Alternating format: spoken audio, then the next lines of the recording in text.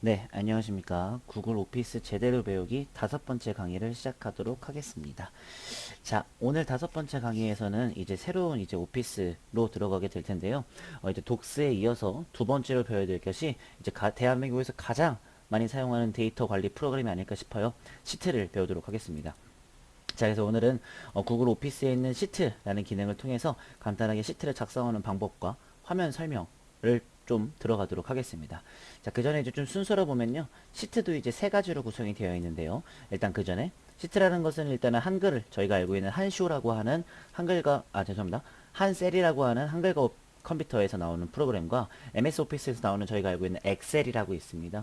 그런 소프트웨어 같은 데이터 관리 프로그램이라고 말씀하실 수가 있겠고, 단 아시다시피 웹 오피스니까는 소프트웨어 다운로드 받을 수 없다는 점 기억하시고 있으면 좋을 것 같습니다.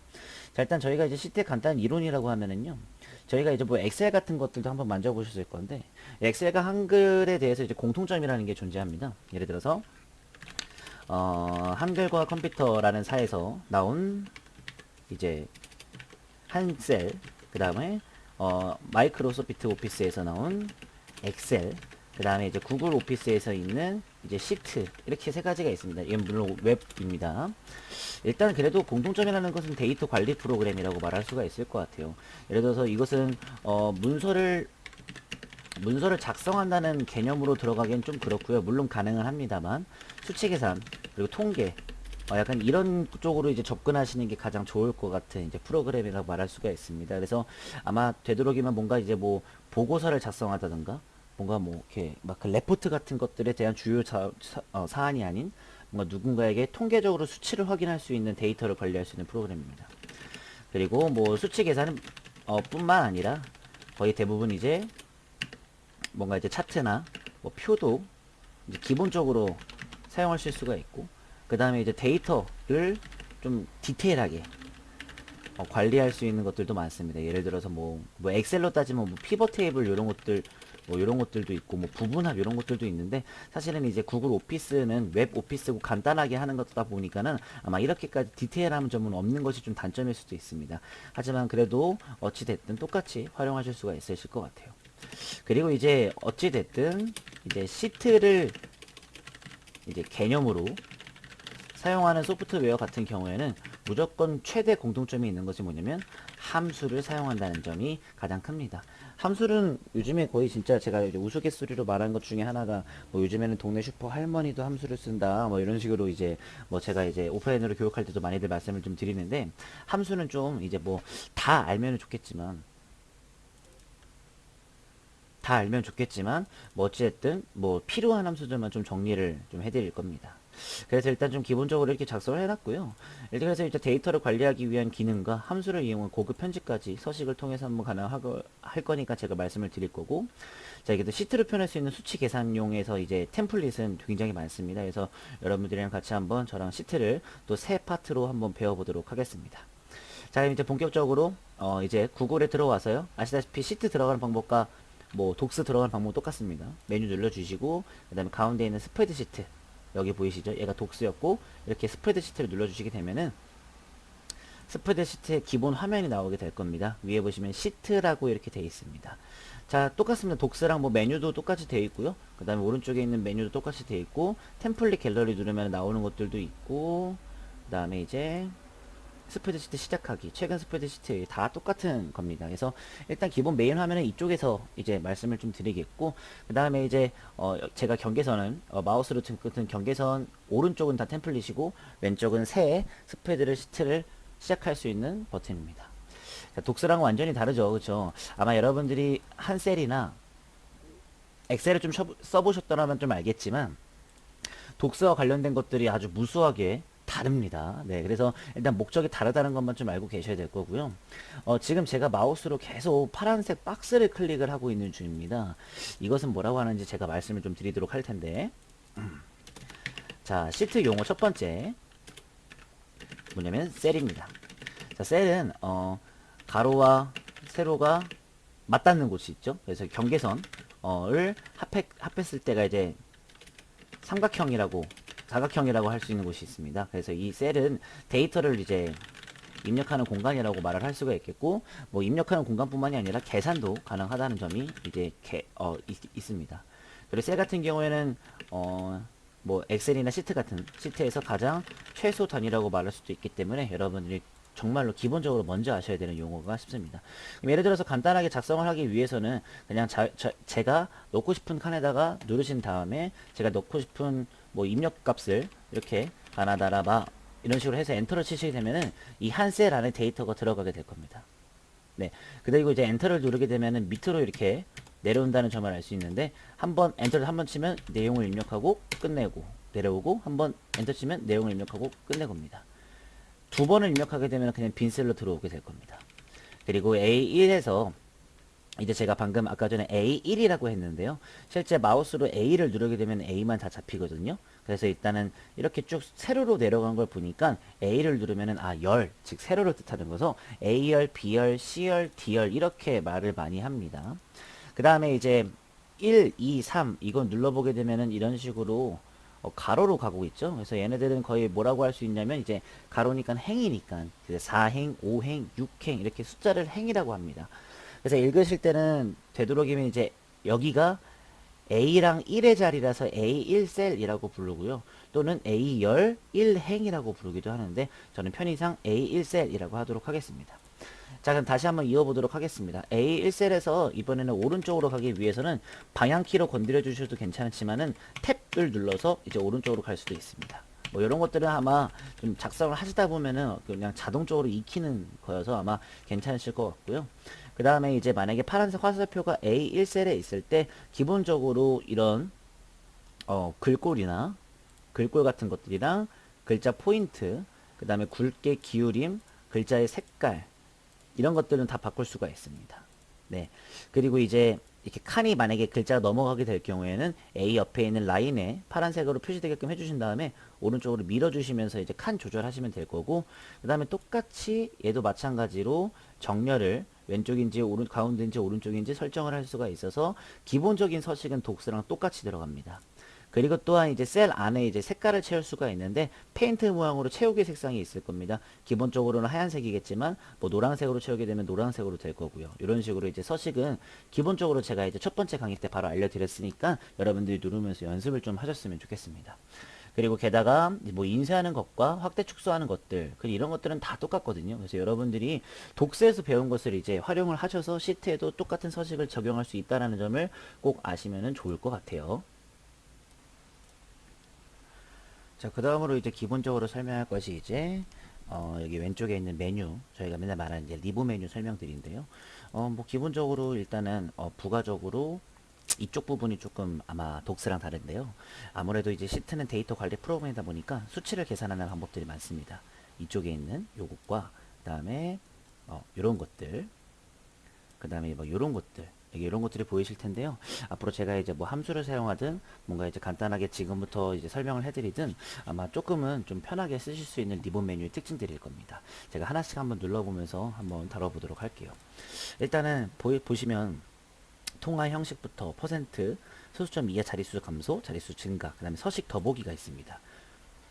자, 일단 기본적으로 저희가 이제 엑셀에는 그 글자보다는 숫자를 좀 더 많이 쓰기 때문에 이 숫자에 대한 표시 방법들이 다양합니다. 더보기 버튼 누르시면 이것보다 더 많은 것들이 나오게 될 거고요. 이런 식으로요. 여러분들이 이제 그냥 쓰기보다는 숫자를 통해서 이제 조금씩 바뀌어가는 형식대로 이제 바꿀 수가 있습니다. 몇 가지만 좀 보여드릴 건데요.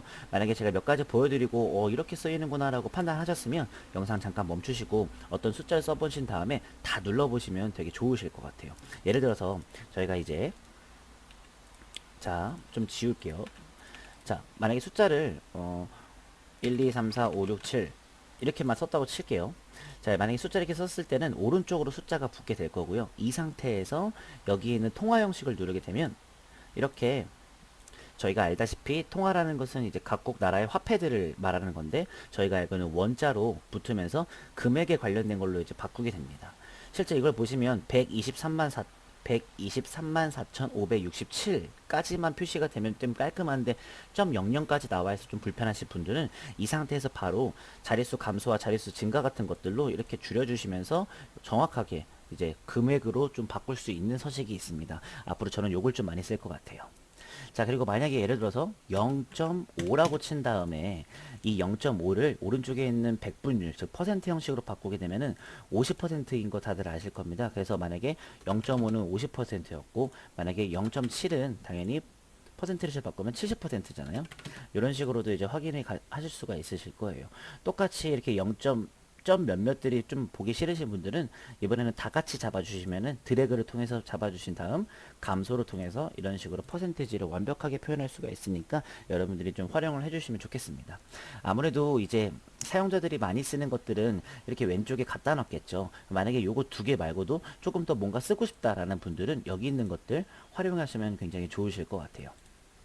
자, 그 다음에 또 이제 많이 쓰는 게 뭐냐면, 제가 이제 셀을 누르면 파란색 사각형이 딱 있는데, 오른쪽에 보면 약간 좀 그 조그마한 박스로 손가락이 이렇게 나오는 부분이 있으실 거예요.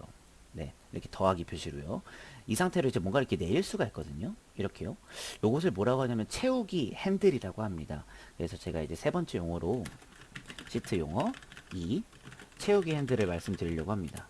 채우기 핸들에 대한 큰 이제 특징은 뭐냐면 연속되는 많은 데이터를 입력할 수 있다는 점이 가장 큽니다. 예를 들어서 저희가 만약에 다 지워볼 자, 다 일단은 지워보고요. 삭제를.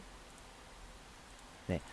만약에 1을 적었습니다. 근데 저희가 막 예를 들어서 학생이 100명일 때 1번 누구 몇 점 몇 점 이런 것들을 표현하고 싶으시잖아요. 그럴 때는 이제 1, 뭐 2, 3, 4, 5, 6 이렇게 계속 쳐야 되는데 불편합니다. 그렇기 때문에 1을 넣은 상태에서 오른쪽에 있는 이렇게 플러스 버튼을 바꿔주신 다음에 이런 식으로 쭉 내리시면은 연속된 숫자가 바뀌게 될 겁니다. 지금은 1로만 되어 있으니까요. 선택을 하신 다음에 컨트롤 키를 누르신 다음에 플러스 버튼에 있는 것을 쭉 내려주시게 되면은 연속적으로 2, 3, 4, 5, 6, 7, 8, 9, 10 이런 식으로 채우기 핸들을 통해서 저희가 일일이 하는 5분 걸레 작업을 5초도 안 걸리는 1, 2초 만에 한 번에 해결할 수 있는 능력을 또 지니게 됩니다. 그래서 여러분들이 여기 있는 채우기 핸들도 많이 활용해 보시는 것을 좀 추천을 드리도록 하겠습니다. 자, 그 다음에 이제 또 알려드릴 것은 오른쪽에 있는 요네들 세로 맞춤, 텍스트 줄바꿈, 텍스트 회전 같은 것들이 있습니다. 하나씩 한번 눌러봐서 한번 바꾸도록 할게요. 자, 가나다라 마라 썼던 것들 전부 다 세로 맞춤 이제 뭐 이런 것들이 있는데요. 이거는 사실 눌러봤자 그렇게 큰 변경 값은 없어서 그냥 기본 값으로 놓으시는 게 가장 좋고요. 텍스트 줄바꿈은 제가 만약에 썼을 때 글자들에 대한 줄을 바꾸는 건데 이것도 또한 똑같이 그냥 기본값으로 놓으시면 좋을 것 같아요. 왜냐하면 이런 것들을 바꿨다고 해서 뭔가 크게 바뀌어지지는 않습니다. 자, 그 다음에 이제 오른쪽에 있는 텍스트 회전 같은 경우에는 텍스트를 어떻게 회전할 건지에 따라서 칸이 좀 넓어지거나 이런 식으로 좀 바뀌게 될 거거든요. 이것도 근데 사실은 뭔가 그 사용하실 때만 하셨으면 좋겠어서 여러분들이 어떤 상황에 따라서 하실 건지만 조금 간단하게 생각해 보시면서 하셨으면 좋겠습니다. 자, 그 다음에 또 알려드릴 메뉴가 뭐냐면 여기 있는 차트 삽입, 그 다음에 필터 만들기, 그 다음에 함수입니다. 제가 이제 차트 만드는 것은 이제 여기서 간단하게 나중에 이제 가계부 같은 거 작성할 때 저희가 보여드릴 예정이고, 여기 필터 만들기 쪽은 이제 필터라고 해서 만드는 방법이 이렇게 나오게 됩니다. 아마 처음 사용하시는 분들은 이렇게 그 뭔가 이제 도움말을 볼 수가 있게끔 자세히 알아보기 버튼이 이렇게 있는데 뭐 이렇게 도움말을 통해서도 필터를 할 수가 있겠지만 제가 그냥 간단하게 뭐 몇 가지 한번 나중에 보여드리도록 할 거니까요. 그때 아마 해주시면 좋을 것 같아요. 네. 그 다음에 이제 오른쪽에 함수가 있는데 함수 굉장히 많죠. 그렇죠? 저도 이제 엑셀 공부하면서 굉장히 많은 함수들을 써봤지만 아직도 모르는 함수가 굉장히 많습니다. 전체 보시면 알겠지만 지금 엑셀에 나와 있는 함수들을 전부 다 시트에 나와 있는 함수들 전부 다 이렇게 쓸 수가 있는데 사실 여기 있는 것들을 다 쓸 수는 없고요. 뭐 몇 가지만 쓸 수가 있습니다. 그래서 가장 많이 쓰는 게 사실은 뭔가 계산을 할 때 많이 쓰는 거기 때문에 왼쪽에 있는 SUM, 그 다음에 이제 뭐 에버레이지, 썸, 카운트, 맥스빈 이런 것들을 많이 쓰게 됩니다. 저희가 이제 다음 강의 6강 때 함수만 좀 다뤄볼 예정인데 그때 가서 이 5가지와 그리고 필요한 함수들을 조금 제가 말씀을 좀 드리고 그 다음에 이제 6강도까지 끝내도록 하겠습니다. 자, 일단 여러 가지 좀 이제 엑셀에 대한 즉 그 엑셀에 기반한 시트에 대한 것들을 좀 알아봤는데 아마 조금 그 문서를 작성하는 것보다 상당히 어려우실 것 같아요. 그래서 일단은 제가 잠깐만 부연 설명을 좀 해드리도록 하겠습니다. 일단 저희가 지금 하고 있는 게 5강입니다. 5강인데 일단 5강에서는 간단한 이제 시트 작성과 이제 설명 같은 것들이 들어가서 제가 지금 이렇게 다뤄보고 있고요. 6강 때는 함수를 이용한 작성을 할 겁니다. 일단 뭐 여기서의 주 목적은 이제 함수 사용법이 되겠지만 부 목적 같은 경우에는 이제 뭐 더 많은 서식을 이제 설명하려고 합니다.